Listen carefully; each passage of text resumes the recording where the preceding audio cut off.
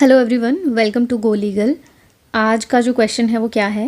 A woman whose throat had been cut by some sharp edge weapon indicated by the gesture. अब यहाँ पे question जो ध्यान देना है हमें, indicated by the gesture before her death that B was the person who cut her throat. Is this statement of A made by gesture admissible? यहाँ पे क्वेश्चन पूछा क्या गया है, ये वाला क्वेश्चन पूछा गया है कि जो जेस्चर है क्या वो एडमिसिबल होगा। ठीक है, क्वेश्चन ये है। देखिए, इंडिकेटेड बाय जेस्चर ये तो हमने देख लिया। उसके बाद है बिफोर हर डेथ, यानी कि है तो ये डाइंग डिक्लेरेशन। अब इस क्वेश्चन को लिखा कैसे जाएगा? मैंने ऐसे लिखा है, यू कैन सजेस्ट मी अगर मैं कुछ और इम्प्रूवमेंट कर सकती हूँ यानी। और हाँ, मुझे एक और कन्फ्यूज़न है कि भारतीय साक्ष्य अधिनियम के अकॉर्डिंग हम क्वेश्चंस लिखें या फिर एविडेंस के अकॉर्डिंग।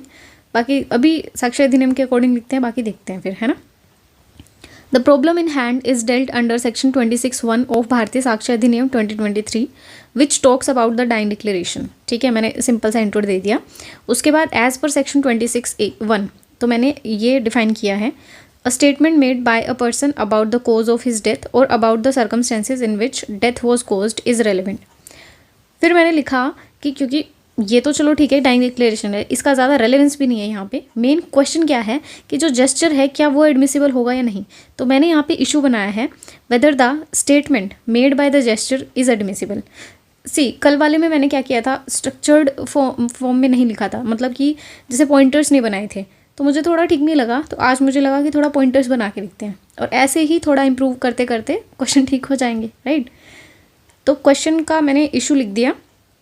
अब फिर मैंने एक जुडिशियल प्रेसिडेंट दे दिया, क्वीन वर्सेस अब्दुल्ला का केस है। निर्भया का केस भी आप डाल सकते हो जेस्चर के केस में। The victim identified the accused by gesture and Supreme Court consider the gesture as valid dying declaration under section 32(1) of the Indian evidence. क्योंकि उस टाइम पे तो इंडियन एविडेंस एक्ट था, 5 जजेस की बेंच थी, उन्होंने यही बोला था कि जो जेस्चर है ना उसे भी as a valid dying declaration माना जाएगा। तो मैंने ये केस लिख दिया। अगर आपके पास और है केसेस तो वो डाल सकते हो साइटेशंस, राइट। फिर है हमारा कंक्लूजन।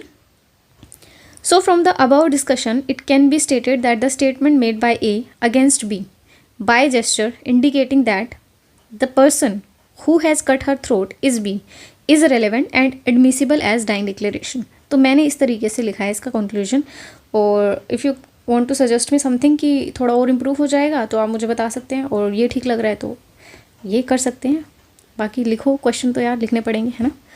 तो मिलते हैं कल की क्लास में या कल के वीडियो में, व्हाट्सोएवर। Till then bye.